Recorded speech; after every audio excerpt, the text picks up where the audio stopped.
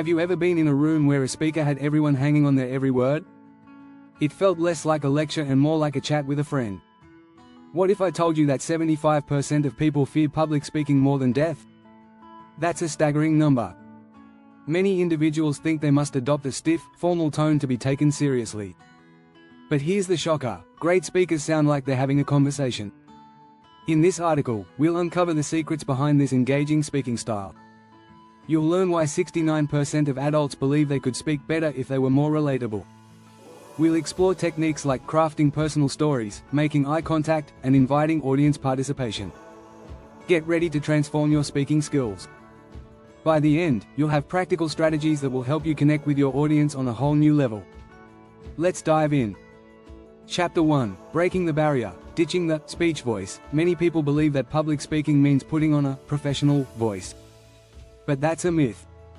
Research from the Harvard Business Review shows that audiences respond better to speakers who sound relaxed and conversational. This means dropping the stiff, rehearsed tone that many of us default to. Think about how you sound when you're chatting with a friend. Your voice is more dynamic, and your tone is more genuine. In contrast, when we use our speech voice, we often lose that authenticity. One simple trick to avoid this is to imagine you're talking to just one person in the room. This shifts your mindset from delivering a performance to having a conversation. Interesting fact: according to a Stanford University study, speakers who adopt a conversational tone increase their audience's retention by 40%. That's a huge difference. When we feel like someone is talking with us rather than at us, it's easier to connect. So, the next time you speak, try this. Instead of worrying about sounding polished, focus on sounding real. You'll not only feel more comfortable, but your audience will also trust you more. Chapter 2: Storytelling with Soul. Crafting relatable narrative stories have been a part of human communication for thousands of years. From ancient myths to bedtime tales, we're wired to connect through stories. Great speakers know this, and they use it to their advantage. But not just any story will do.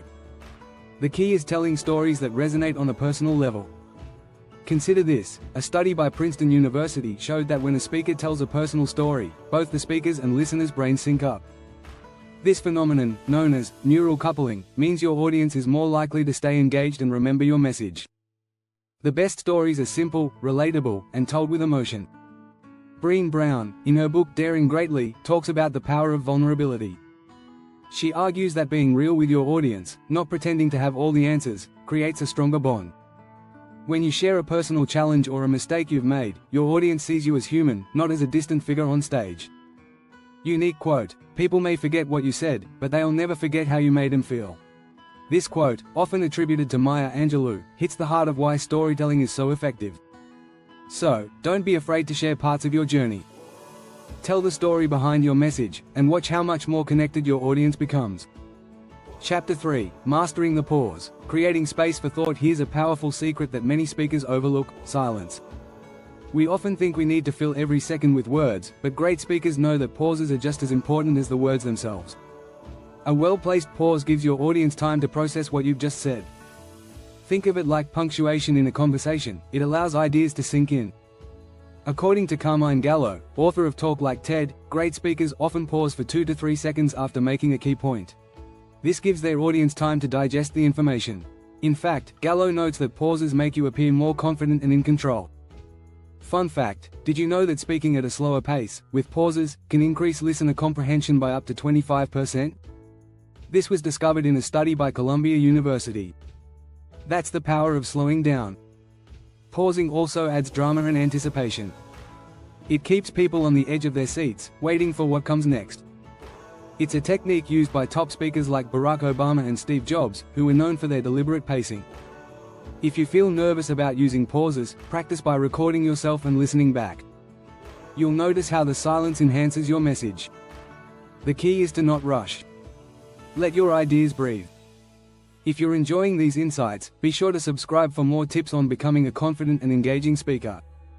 Chapter 4: Micro-connections. Making your audience feel seen. Great conversations are built on connection. And great speakers know that even in front of a large audience, making individuals feel seen and valued is key. These small, subtle moments are called micro-connections. Think of them as tiny bridges you build between yourself and the people listening to you. These connections can happen through simple things like eye contact, a smile, or acknowledging someone's reaction.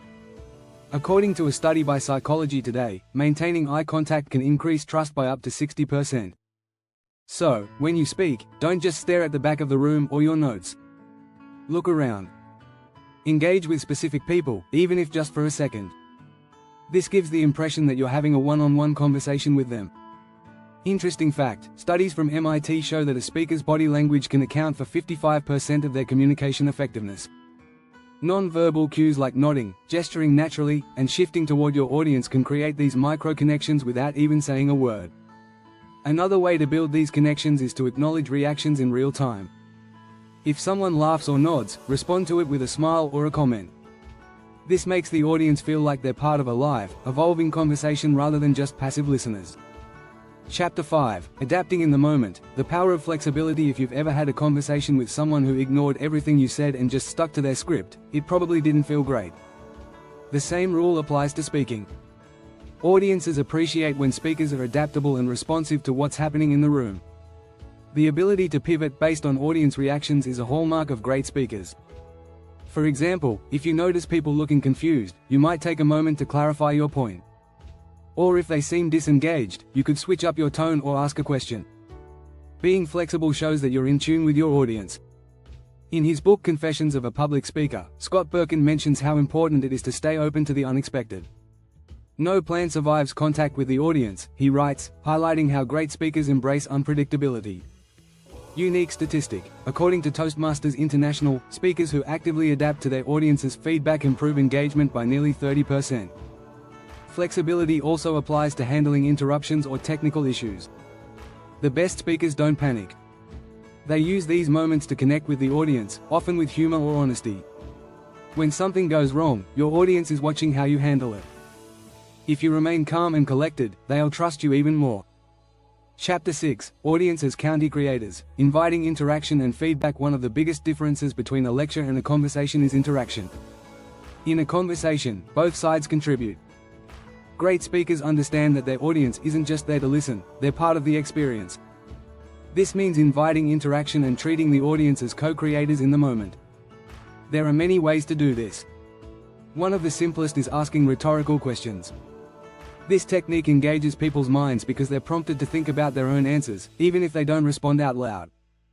A 2017 study from Harvard University found that when speakers asked open-ended questions, audience engagement increased by 22%. Another effective tool is live polling or real-time feedback. Technology today allows you to involve the audience in a way that feels fresh and interactive. Apps and tools can let them vote or answer questions on their phones, creating a dialogue instead of a monologue. Unique quote: in his book The Art of Public Speaking, Dale Carnegie emphasizes, "The truth is that the audience is just as important as the speaker, and their response should shape what you say." Inviting participation can also be as simple as allowing room for a Q&A. While this can feel intimidating for some speakers, it's a great way to build connection. When the audience has a chance to ask questions or share their thoughts, the presentation feels more personal and collaborative. If you found these strategies helpful, subscribe for more insights on improving your speaking skills. Transform the way you communicate and connect with your audience.